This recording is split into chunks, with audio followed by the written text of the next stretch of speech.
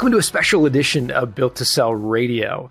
Usually we interview guests about punching above their weight when it comes to selling a company, but today I wanted to do a special edition for you because I saw the news about Microsoft embedding ChatGPT's technology into the latest version of Microsoft 365, and I think it's a perfect example of a strategic acquisition at play. And for you, as you think about the sale of your company one day, you're going to have hopefully a lot of different range of options. You'll have individual investors potentially looking to buy your company.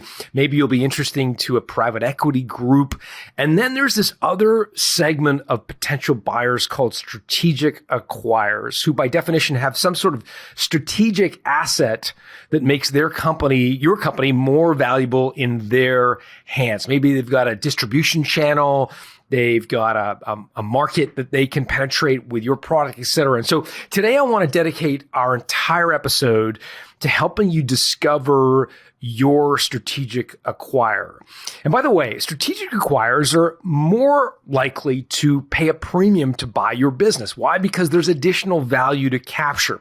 Unlike a financial buyer, like an individual investor or a private equity group, who are simply buying your future stream of profits, a strategic acquirer has some sort of strategic rationale to buy your company. They've got something they want to do with it that makes it, again, more valuable in their hands than it would be in a financial buyer's hands, which means that they're often willing to pay a premium for your company. The question, though, is how do you find the natural strategic acquirer for your business? And so today I really want to drill into how you can go about thinking about that. Let's first talk about the Microsoft investment in OpenAI. And then I'll give you 5 different strategic reasons that strategic companies buy smaller businesses. And that's not an exhaustive list, but it is hopefully a thought starter for you, is to get your mind spinning on ways that you could position your business for a strategic acquirer. But before we go there, let's just open and unpack this OpenAI Microsoft deal. So back in January, Microsoft announced that they'd make a strategic investment, taking a 49% stake in OpenAI, the company behind the AI chatbot ChatGPT.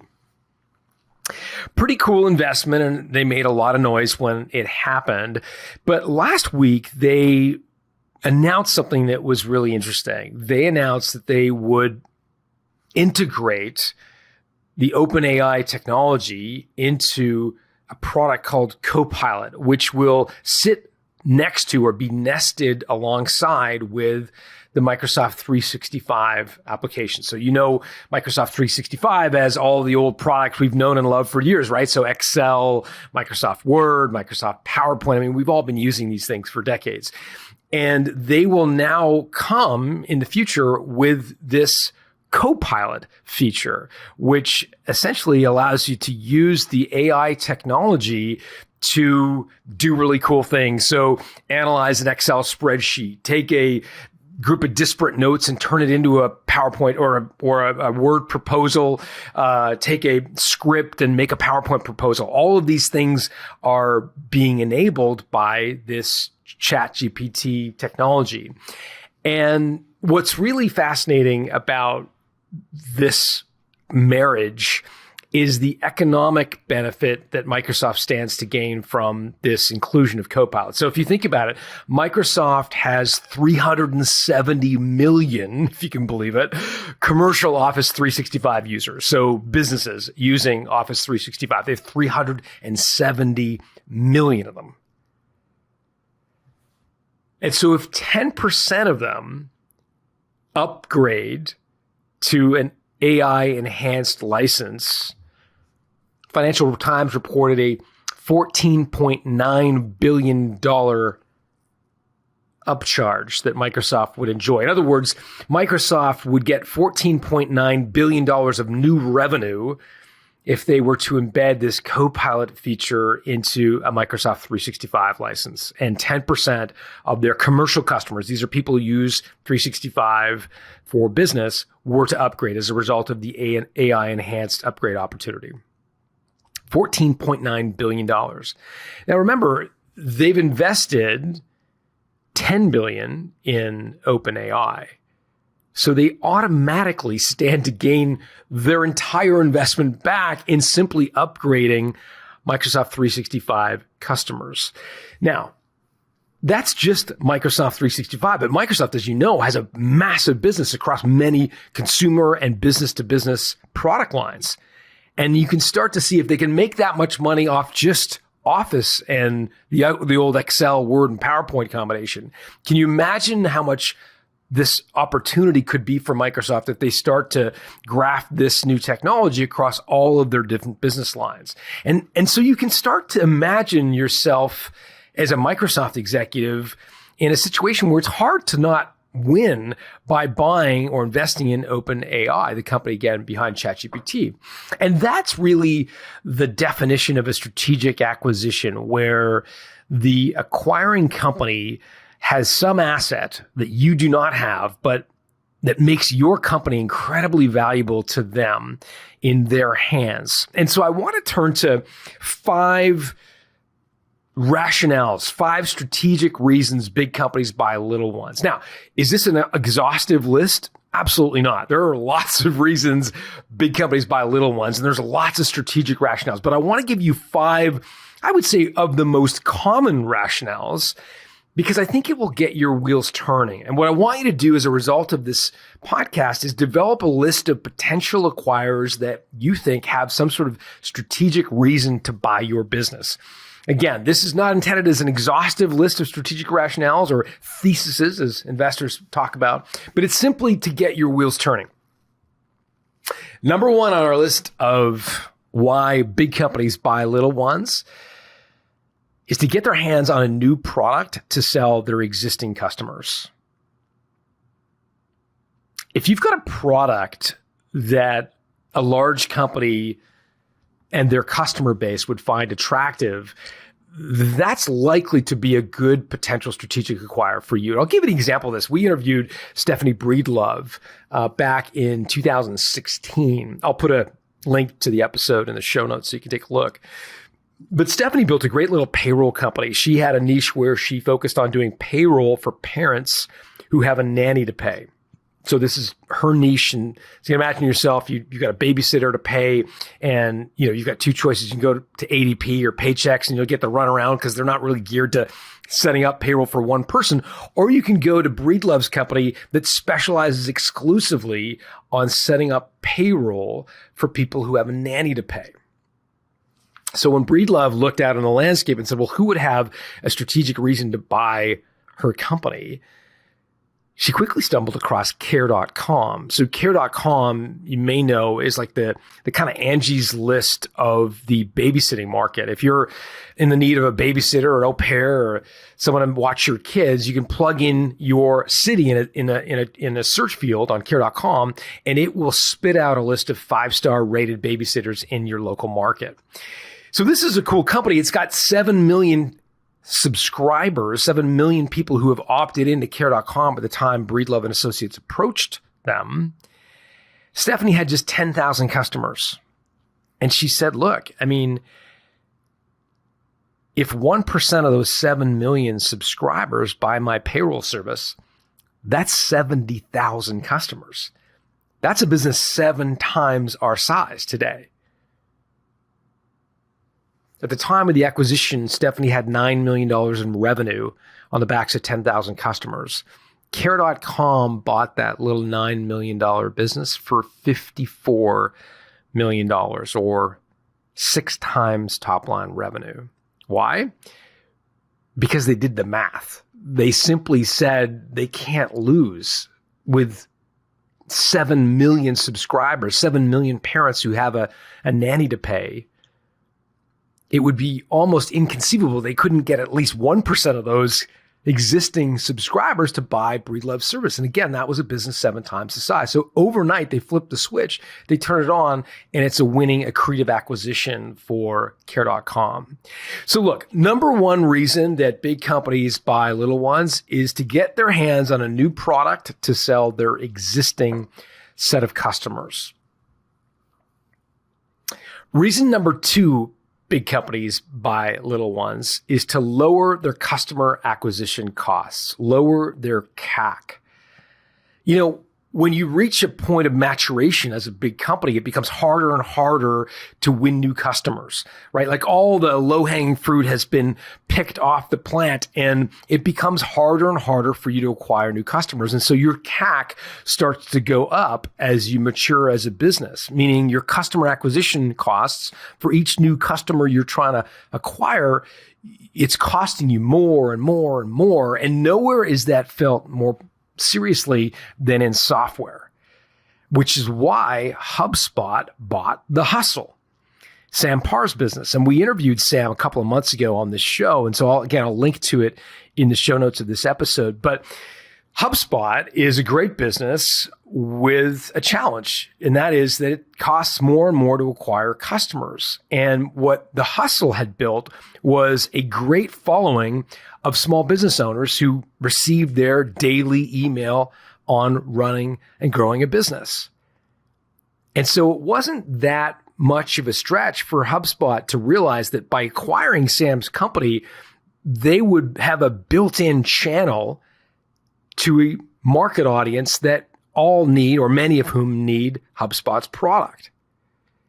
And so by becoming the owner of Hustle, HubSpot was able to, or at least their rationale is that they're going to be able to lower their customer acquisition costs. Interestingly, about a month ago, we did an interview with the guy behind Indie Hackers, one of two brothers behind Indie Hackers, and Stripe bought Indie Hackers for the same reason. They wanted to lower their customer acquisition costs at Stripe. And so they bought Indie Hackers. And so this CAC of a challenge, I guess, with a high and increasing CAC is yet another reason that big companies buy little ones. Third reason on our list of why big companies acquire small ones is to replace a dying product line. So again, if you think about a big company, they've reached a point of maturation where they likely have some cash cow products. And similar to the way Microsoft Office could be conceived of, or at least, Word, Excel, and PowerPoint could be conceived as cash cows, right? They've been around for decades. They spit off an incredible amount of money, but eventually they're going to start atrophying. It's atrophying. It's essentially, a check business. It's a melting iceberg, if you want to think of it that way. And their job as managers or custodians of that product line is to kind of maintain it and keep the cash being spit out of this by kind of evolving it over time. And so if you've got a big strategic business in your industry who has a very mature, arguably dying product line, that's another great target for selling your company to. So I'll give you an example of this. We interviewed 𝙎𝙬 𝙤𝙇𝙊𝙐𝙇 about 9 months ago. Again, I'll put a link to the show notes. He built webs.com, which was a way for small businesses and consumers and prosumers to create an inexpensive website. Well, Vistaprint is known as the company behind those cheap and cheerful business cards and a whole other set of, printed products, collateral, brochures, and so forth. And when Vistaprint decided that the business of selling printed products was starting to fade, they were looking to go digital. And so they went on the hunt for a company that would enable them to get into the website building market for small business owners, their target segment. And 𝙎𝙬's company bubbled pretty quickly to the surface. And if you listen to 𝙎𝙬's episode, it was a fantastic acquisition, multiple revenues or multiples of top line revenue. And it was in part because Vistaprint was highly motivated to replace a dying product line, printed materials, again, a melting iceberg that they're, to their credit, trying to maintain, but at the same time have a desperate need to replace. And so that's the third reason big companies often buy little ones, is to replace or inject energy into a cash cow product. Number 4 on our list of why big companies buy smaller businesses is to instill your secret sauce for serving customers into their business. It's funny. When a big company gets really big, a lot of the creativity gets squeezed out of it, right? A lot of the panache, the style, the uniqueness of a big company eventually just gets squeezed out of it as it tries to grow and scale and standardize, and the kind of magic of the brand starts to fade away. And so companies often look to acquire businesses that have managed to create some sort of customer experience that is unique, that is something they envy. And that's exactly why Home Depot bought Blinds.com. So if you haven't listened to Jay Steinfeld's episode of Built to Sell Radio, it's a good one. It was probably 2 or 3 years ago. Again, I'll link it up to the show notes of this episode. But it talks about Jay's growth in building Blinds.com. If you haven't heard the story, it's a pretty amazing story. He started Blinds.com, the business of selling window coverings, around the time Jeff Bezos started selling books online. And he saw Bezos selling books and thought, well, why wouldn't I be able to sell blinds on the internet? At the time, his wife owned a window covering store, and he thought, well, this has got to be easier than what my wife is doing, working 6 days a week, 10 hours a day, running a retail shop. And so he started this company called Blinds.com. It was a very rudimentary website at the beginning. It was a, up by the bootstraps, experience and story that he told on the show, but it was a fascinating journey. Over the next 30 years, 25 years, he built Blinds.com into the number one online retailer of window coverings in the United States, more than $100 million of revenue a year, when Home Depot took notice. Now, why would Home Depot take notice of Blinds.com? Well, 2 reasons. One is obvious. The second is the real strategic reason that I believe Home Depot bought Blinds.com. So the obvious one is that when you're a giant retailer, you want to be number one and number two in any category that you serve. So if you decide to get into a category, you want to be number one or number two in that category. And Home Depot wants to be number one in every category they want to dominate. And so Blinds they were getting their lunch eaten effectively. They were not number one in blinds, but by buying Blinds.com, they quickly could overtake and become the number one blinds company in the United States. But the second reason Home Depot bought Blinds.com is less obvious. But if you think about the Home Depot business model, and I'd encourage you to just think about your own experience when you shop at a big box retailer, hardware store, they were having a real tough time getting people to go to HomeDepot.com and buying products on their website, because we all want to go touch and feel the hardware that we buy, right? We want to go into a store, we want to see how it feels, we want to touch it, feel it, etc.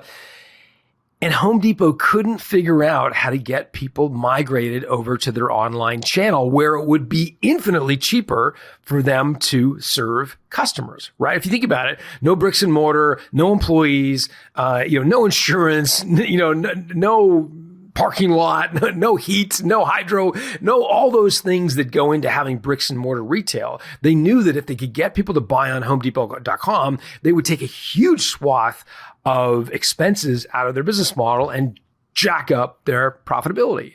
But they couldn't do it. But what Jay Steinfeld had done over a 25-year period was hone his ability and his company's ability to sell complicated products on a website. Because if you think about window coverings, they're a much more complicated product than a book. A book, you know what it feels like. You know what it's going to look like before it actually arrives. But a window covering, you got to measure it. You got to get a sense of the fabric. You got to find a way to install it. And what was Home Depot's problem at the time? Selling products that were complicated, needed to be touched and felt, and needed to be installed, selling those kind of products on a website.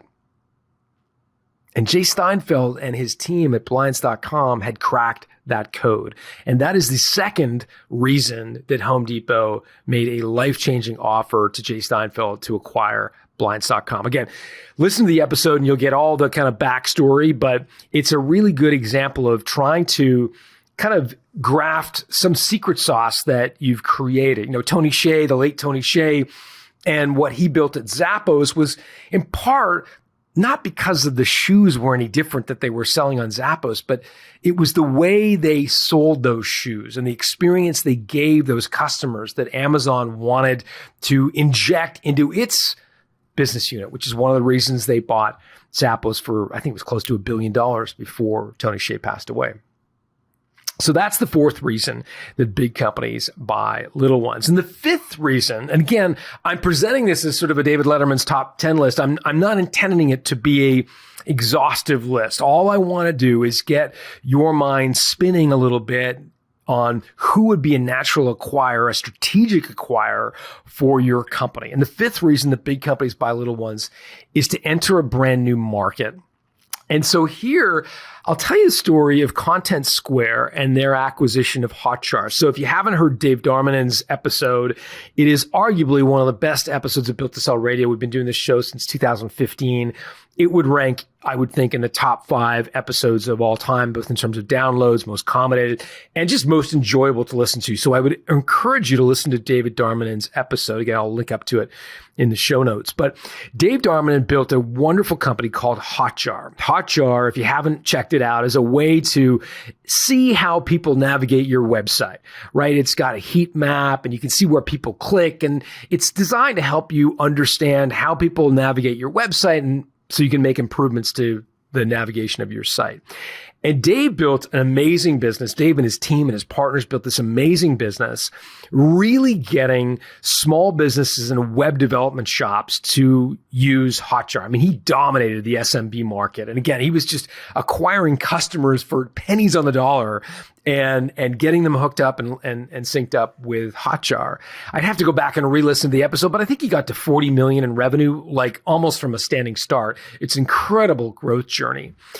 But along comes a company called Content Square. Now, Content Square knew of Hotjar very early in their journey. And in fact, Dave and the founder of Hotjar knew one another. They were friendly. They were quasi competitors, not direct competitors, because Hotjar wasn't really focused where Content Square was focused. Because Content Square was really doing web usability in the mid-market and large enterprise segment. And so when they saw Hotjar and the way they were dominating the SMB market, they saw two things. Number one, a way to enter a new market, the SMB market, which they had not served before. And number two, get a perfect pipeline of brand new businesses that were starting up, some of whom which would become mid and large enterprise companies, which they could sell to through Content Square. And so they made a life-changing offer for the Hotjar business that changed Dave's life forever, as he will describe and does describe in the Built to Sell Radio episode. So again, I'll link up to Dave Darmanan's episode, Content Square Acquiring Hotjar, for the ability to really dominate the SMB market. So that's the fifth reason that big companies buy little ones, is to access a market that they're not accessing today. It could be a segment of customers. In the case of Dave, it was the SMB market. Could be a physical geography. Could be that they dominate in Europe and you're in the United States, or vice versa. It can be a psychographic segment that they're looking to go after that you do a great job of. Regardless, they're trying to tap into a new market, and they see acquiring your company as a way to do that. Let me finish up. There are three, broadly speaking, ways to sell your business to an external third party, right? You can sell to an individual investor, a private equity group, or a strategic acquirer. In the case of the individual investor and the private equity group, they're what are known as financial buyers. Typically, they're buying your future stream of profit. They don't necessarily bring a strategic set of assets to the table, unless the private equity group's doing a roll-up. They're really buying your future stream of profit, and it limits the amount of money they can pay to buy your business. However, strategics have a strategic reason to buy your business. It's worth more in their hands than it is in yours or that of a financial buyer, which is why sometimes strategic acquirers pay more for your business than would a financial or an individual investor. The good news is, if you're attractive to a strategic acquirer, you'll likely also be attractive to private equity and financial buyers. So it behooves you, I think, to think about who are the strategic acquirers in your landscape. For OpenAI, Microsoft was that strategic acquirer. And for Microsoft, it made a whole bunch of sense for them to buy OpenAI if they were able to fulfill against this upgrade opportunity with Copilot. For you, I want you to think about who those strategic are. It could be that your business provides a new product for them to sell to an existing customer base, like in the case of Stephanie Breedlove. It could be that your company or your audience allows them to lower their customer acquisition costs, like it was for HubSpot's acquisition of The Hustle. It could be that they've got a melting iceberg and they're just trying to find a way to keep the cash cow spitting out money, which again was Vistaprint's rationale for buying Webs.com from 𝙎𝙬𝙇𝙍𝙍. Could be that you've got some secret sauce for serving customers and they want to learn from your ability to serve customers in a unique way, as was the case with Home Depot's acquisition of Blinds.com. And finally, it could be that a strategic wants to enter a new market, which was the case with Content Square's acquisition of Hotjar. I hope this episode has got you thinking, got your wheels spinning a little bit. Again, I'll put these links to each of these acquisitions in the show notes. So you can grab those at builttosell.com. As always, next week, we will be back with another edition of Built to Sell Radio with another entrepreneur with the story of punching above their weight in a negotiation to sell their company. In the meantime, thanks for listening.